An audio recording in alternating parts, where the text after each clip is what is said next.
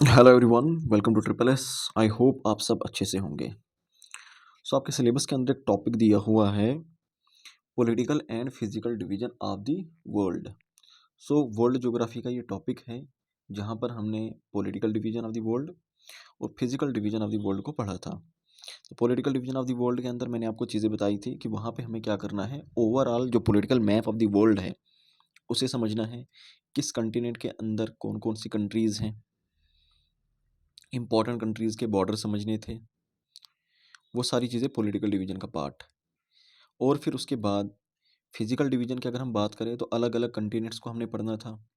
उन कंटिनेंट के अंदर जो इंपॉर्टेंट फैक्ट्स हमारे एग्ज़ाम के लिए थे, किस कंटिनेंट की सबसे ऊंची चोटी का नाम, उस कंटिनेंट की सबसे बड़ी लेक का नाम, उस कंटिनेंट की सबसे ऊंची चोटी का नाम, सबसे लंबी नदी का नाम, इस तरह से हमने पढ़ा था। सभी ओशंस के बारे में भी हमने पढ़ा था। जो मेजर फैक्ट्स थे वर्ल्ड ज्योग्राफी के, जो एग्ज़ाम्स के अंदर इस टॉपिक से आते रहते हैं, वो सारे हमने डिस्कस किए थे। ओके, तो उन्हीं के ऊपर जो है ये आज का जो सेशन है वो होगा। टॉप 20 एमसीक्यूज हम डिस्कस करेंगे इस लेक्चर के अंदर। और ये बाकी भी एग्जाम्स के अंदर जहाँ पर भी वर्ल्ड ज्योग्राफी का सिलेबस, जैसे कि एसआई का एग्जाम है, एनटी का एग्जाम है, वहाँ पर भी वर्ल्ड ज्योग्राफी का रहता है, तो उन एस्पिरेंट्स के लिए भी ये यूजफुल रहेगा। ओके, तो चलिए शुरू करते हैं। क्वेश्चन नंबर 1 है, political division of the world से पहले 3 क्वेश्चन उठाए गए हैं, जहाँ पर बॉर्डर्स के ऊपर ये क्वेश्चन है। तो इंपॉर्टेंट बॉर्डर्स की अगर हम बात करें तो इनमें से ही है। पहला क्वेश्चन आपकी स्क्रीन के ऊपर ये है, द 38 पैरेलल, बेसिकली एक लैटिट्यूड है ये 38 parallel, is a line of latitude that separates. तो ये लैटिट्यूड किन दो कंट्रीज के बीच में एक बॉर्डर की तरह काम करता है। तो ऑप्शंस के आपके पास दिए गए हैं, north Korea and south Korea, USA and Canada, Russia and Ukraine, या फ्रांस और स्पेन। तो 38 पैरेलल एज अ बॉर्डर किन दो कंट्री के बीच में काम करता है, इसका जवाब दीजिए। कमेंट सेक्शन में हम आपकी चैट को लाइव रखते हैं, तो वहाँ पर आप देख सकते हैं कि आपके साथ साथ में बाकी भी एस्पिरेंट्स, उनका लेवल क्या है और आपका लेवल क्या है, आप कहाँ पे स्टैंड करते हो, ये चीज़ आपको पता चल जाएगी। तो मैं चाहता हूँ कि आप लोग लाइव चैट के अंदर इनका जवाब दें। फाइन, थोड़े से लैग के साथ हम तक ये जवाब पहुँच जाता है, कुछ सेकंड के लैग के बाद, तो इसलिए मैं थोड़ा सा पाज लिया करूँगा और उसके बाद आप वहाँ पे उस पाज के अंदर अपना जवाब दे दिया करो। 38 पैरेलल बताइए। तो ये आता है आपके, ऑप्शन ए आ जाएगा आपका सही आंसर। नॉर्थ कोरिया और साउथ कोरिया के बीच में जो बॉर्डर बनाता है, जो लैटिट्यूड, उसको हम 38 पैरेलल कहते हैं। 38 डिग्री लैटिट्यूड जो है वो बनाता है। ओके, और उसी को उनके बीच में बॉर्डर डिक्लेयर कर दिया गया है। फाइन, फिर इसी तरह से एक और लैटिट्यूड है 49 पैरेलल। तो ये किन दो कंट्रीज के बीच में बॉर्डर की तरह काम करता है। तो option A north Korea and south Korea, ये तो नहीं होगा, क्योंकि अभी हमने इसको देखा कि नॉर्थ कोरिया और साउथ कोरिया के बीच में 38 पैरेलल आता है। फिर USA and Canada, Russia and Ukraine, या फ्रांस एंड स्पेन।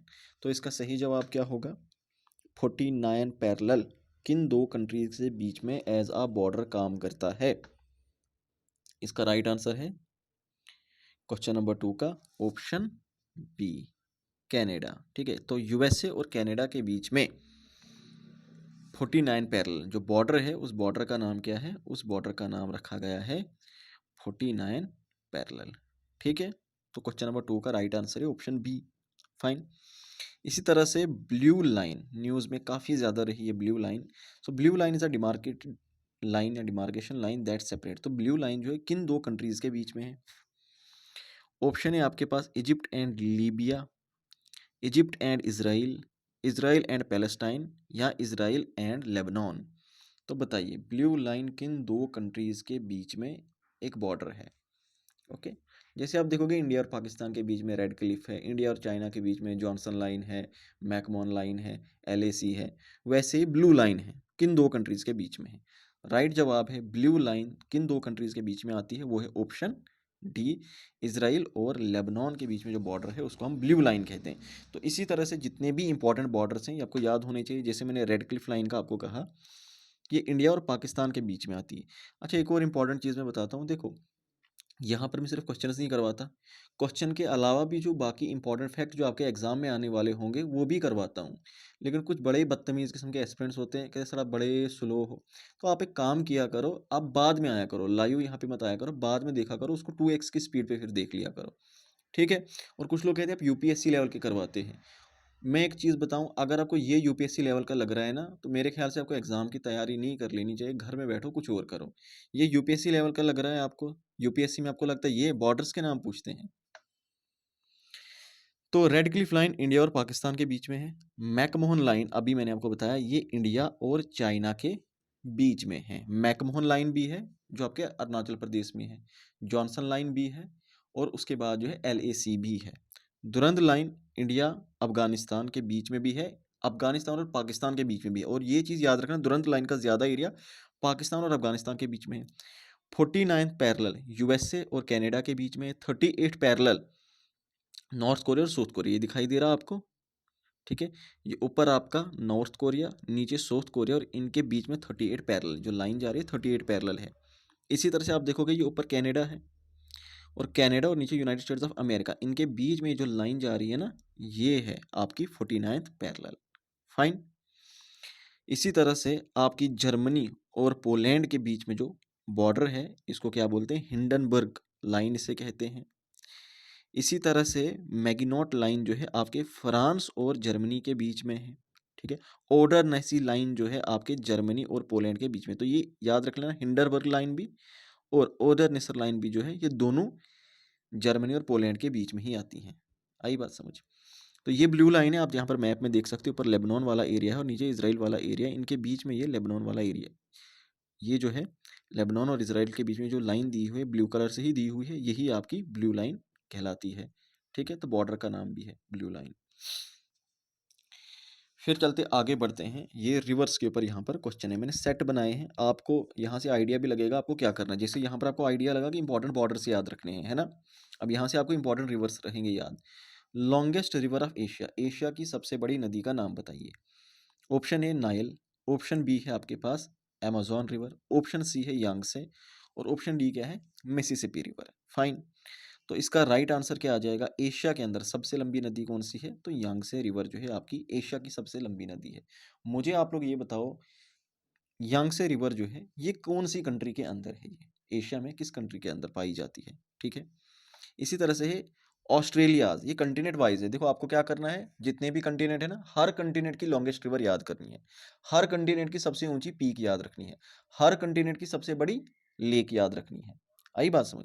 तो अभी रिवर्स पे हम कर रहे हैं, जैसे अभी एशिया की हमने देखी यांगसे है, ऑस्ट्रेलिया की लॉन्गेस्ट रिवर का नाम बताइए। ऑप्शन ए मुरे, ऑप्शन बी है मुरम्बी रिवर, ऑप्शन सी है वॉल्का और option D none of the above, कि इनमें से कोई भी नहीं है, none of these. So right answer क्या है क्वेश्चन नंबर 5 का, the right answer to question number 5 is option A Murray river, ठीक है। मुरे डार्लिंग भी कहते हैं, बेसिकली दो नदियां मिलकर बन जाती है, एक डार्लिंग है एक मुरे है, ठीक है। सो क्वेश्चन नंबर 6 देखते हैं, question number 6, longest river of south America. अब साउथ अमेरिका की लॉन्गेस्ट रिवर पूछी है, पहले एशिया की हमने देखी, एशिया की यांगसे, ऑस्ट्रेलिया की मुरे, अब साउथ अमेरिका की। तो साउथ अमेरिका की जो लॉन्गेस्ट रिवर है उसका नाम क्या है, तो जाहिर सी बात है यहाँ पर क्या होगा, अभी हम देखते हैं ये यांगसे तो नहीं है ना। तो क्या है फिर, नायल, अमेजोन या मिसिसिपी। नायल नदी का अगर आपको थोड़ा सा भी आइडिया होगा, ये दुनिया की सबसे लंबी नदी है और ये कहाँ पर है, ये इजिप्ट के अंदर है। तो इजिप्ट कहाँ है, अफ्रीका के अंदर, तो ये भी नहीं होगा। फिर अमेजोन और मिसिसिपी बचती है, तो इसका राइट आंसर क्या है, Amazon, Amazon river. Fine. Amazon forest भी आपके साउथ अमेरिका के ही अंदर आते हैं, लंग्स ऑफ द वर्ल्ड जिनको कहा जाता है। तो अमेजोन रिवर भी ये कहाँ पर है, आपके साउथ अमेरिका में, और साउथ अमेरिका की सबसे बड़ी नदी है आपकी अमेजोन रिवर। फाइन। तो अफ्रीका की सबसे बड़ी नदी और दुनिया की सबसे लंबी नदी लॉन्गेस्ट आपकी नाइल रिवर, एशिया की लॉन्गेस्ट रिवर आपकी यांगसे रिवर, ऑस्ट्रेलिया की मैंने कहा ना मुर्रे या डार्लिंग, ठीक है। तो डार्लिंग ही मुर्रे में चली जाती है, तो मुर्रे डार्लिंग इसीलिए कहा जाता है इसको। तो मुर्रे या डार्लिंग रिवर ये आपकी ऑस्ट्रेलिया की सबसे लंबी नदी है। नॉर्थ अमेरिका ऊपर मिसिसिपी रिवर, ओके, या मिसूरी रिवर इसी के अंदर आ जाती है, तो मिसिसिपी होगा आपके ऑप्शन में। साउथ अमेरिका में अमेजोन रिवर, और यूरोप की वोल्गा नदी, यूरोप के अंदर वोल्गा नदी। फाइन, हो गई ये चीज़ भी। उसके बाद हम लेक्स की बात करते हैं।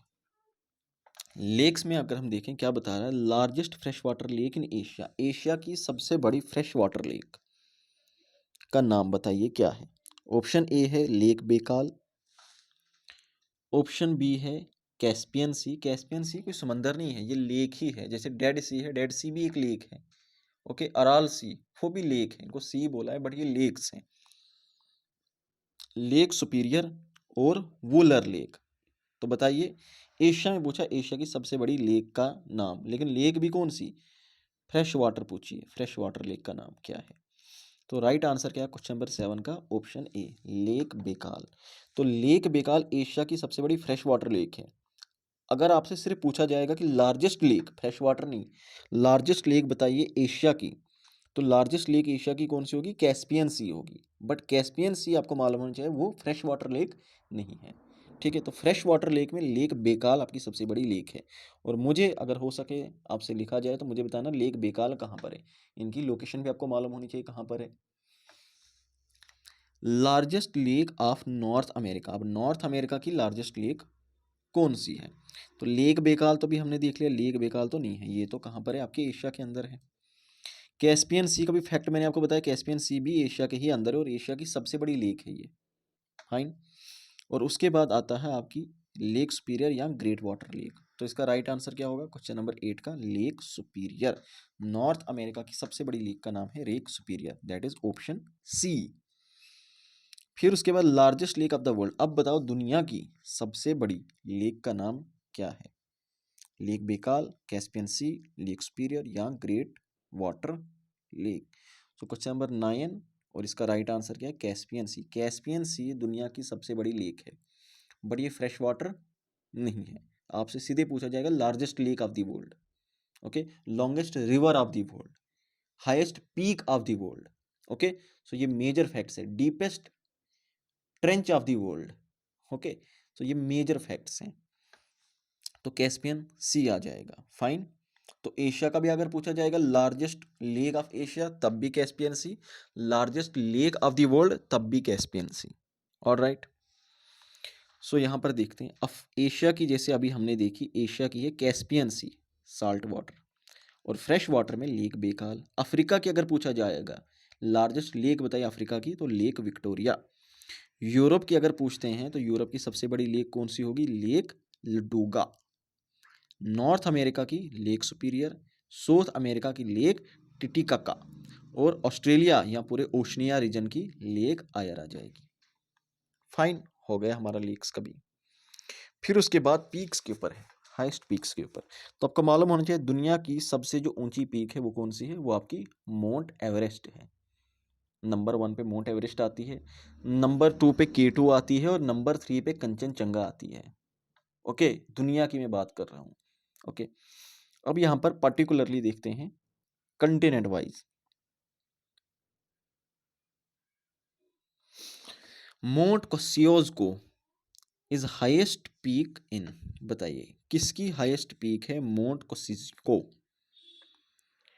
Option A North America, B South America, C China या डी ऑस्ट्रेलिया।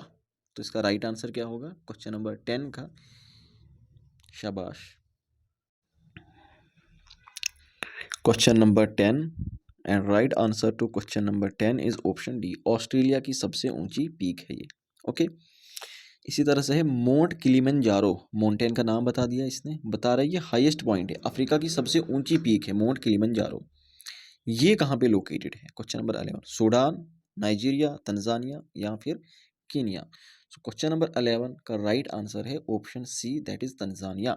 तो तंजानिया में माउंट किलिमंजारो हाईएस्ट पॉइंट है, अफ्रीका का सबसे ऊंची चोटी है अफ्रीका की। ओके, इसी तरह फिर से माउंटेन का नाम दिया, mount Elbrus is the highest point in.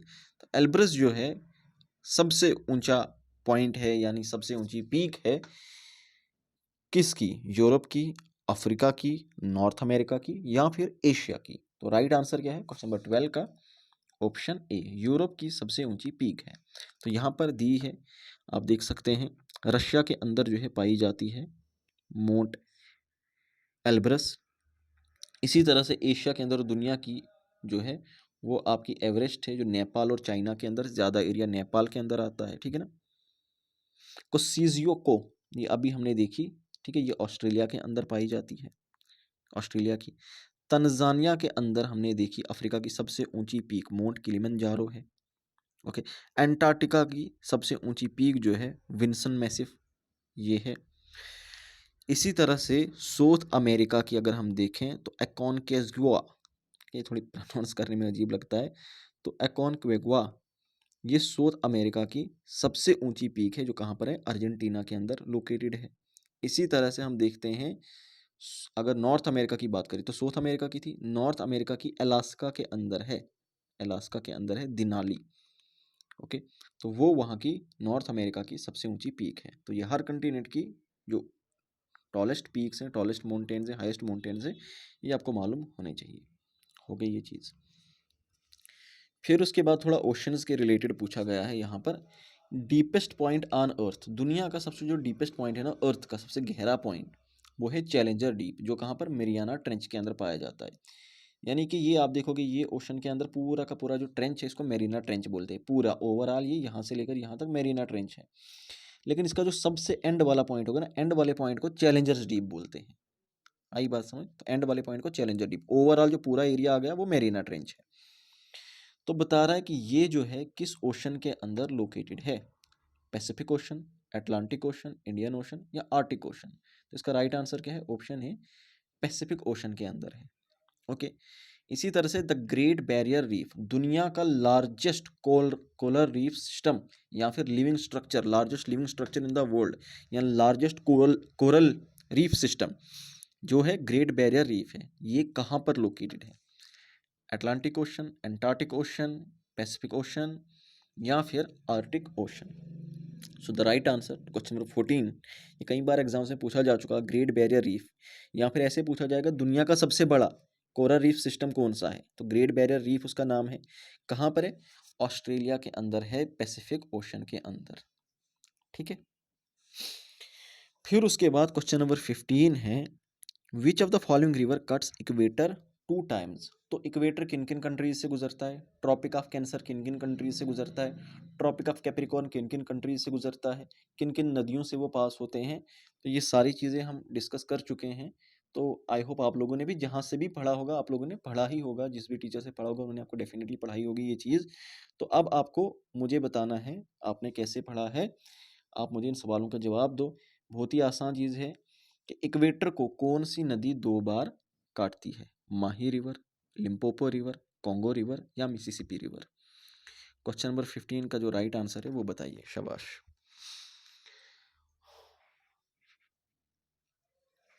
Option C, Congo river या जायर नदी जो है ये आपके इक्वेटर को 2 बार काटती है अफ्रीका के अंदर। तो मुझे ये बताना है कॉन्गो रिवर कहाँ पे चलती है।